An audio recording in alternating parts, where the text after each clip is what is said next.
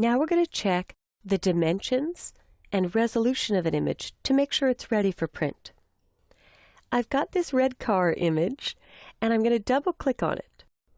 And earlier I had changed my color settings from the web standard of sRGB to the prepress and high-end print standard of Adobe RGB 1998.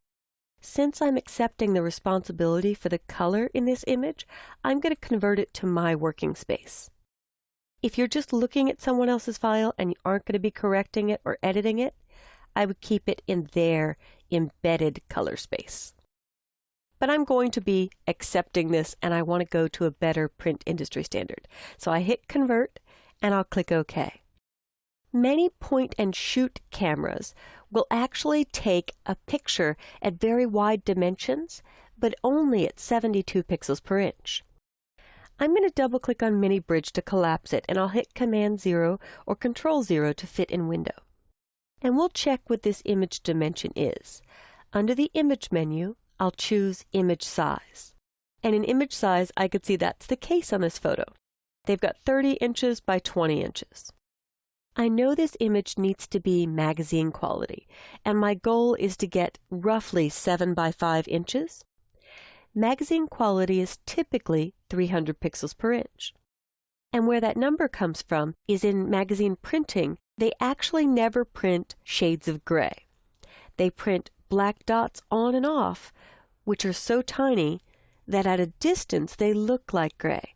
So in a 1 by 1 inch square, you may have 50% of the black dots on in a pattern, and it will look like a medium gray, or 20% of the dots on light gray, or 80% of the dots on dark gray. So that is called the line screen or halftone screen. And most magazines are printed at what's called a 150 line screen. It's the pattern they overlay on top of the image, or actually the device does mechanically, to make those dots for the printing press. So that's where it came from, if you were ever curious. Now, if I were to type 300 here, I would do something very bad. I would take a really low-res image and try to res it up in Photoshop, and I probably can't get there from here, and I've also made an almost 9 meg file 150 megabytes. So that's not what I want to do. A little trick. If you hold down Option or Alt, you could change Cancel to Reset when you hit the Option or Alt key in most dialogues in Photoshop. What I want to do is see what width and height I can get out of this photo if the resolution is 300.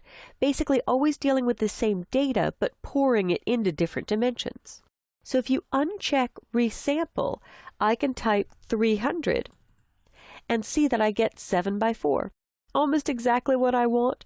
I can't quite get to 5, but if I want to make sure I at least get 5 for the height, I could type 5 in, and I get a little bit under 300, and the rule is 1.5 to 2 times the line screen is the best resolution.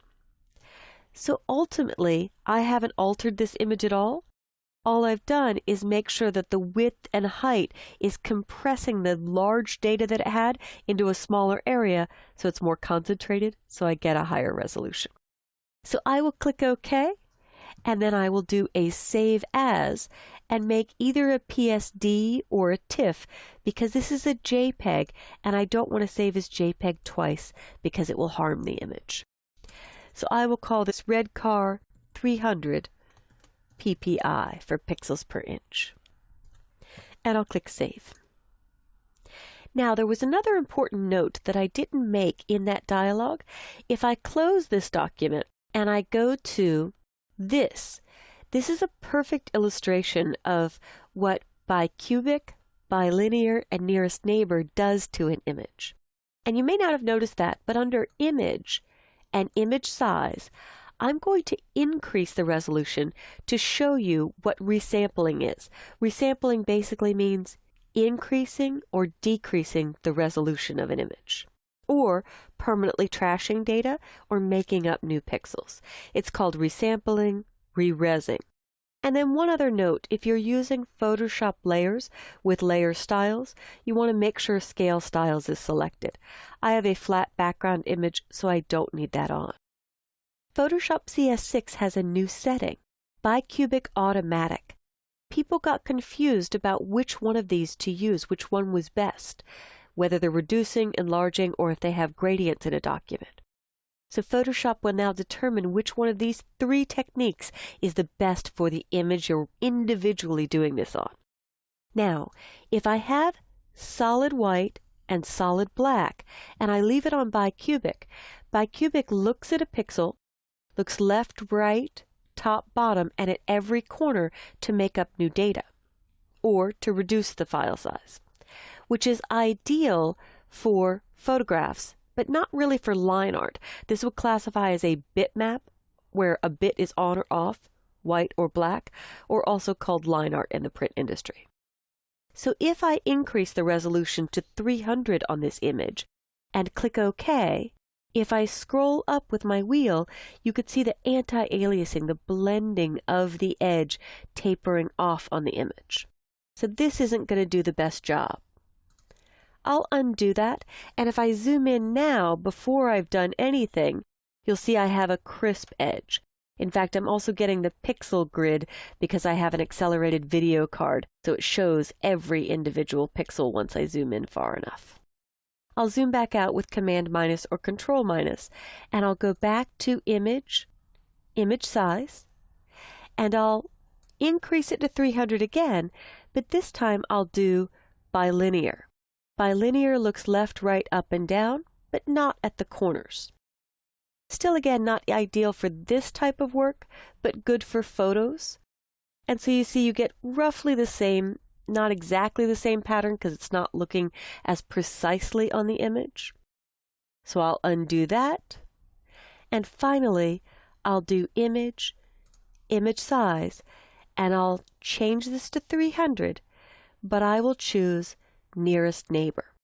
Nearest Neighbor is great for artwork just like this where you have a lot of solid edges or hard edges. And Nearest Neighbor will only look left and right and won't do that anti-aliasing or blending from the black to the white, which produces the shades of gray. So I'll click OK and scroll up, and a perfect crisp edge. I'll even scroll to the corner, and there it's clean and crisp. So I have each of these 3 techniques already saved for you in the folder to take a look at, but try it out with the starting image that we have here just to see what each technique does. Choosing a different technique does not affect your file size at all. It just affects how Photoshop adds or removes pixels when it resamples an image. So that was your tour of the interpolation method, the resampling method for image size in Photoshop, and what the 3 options do: bicubic, bilinear, and nearest neighbor.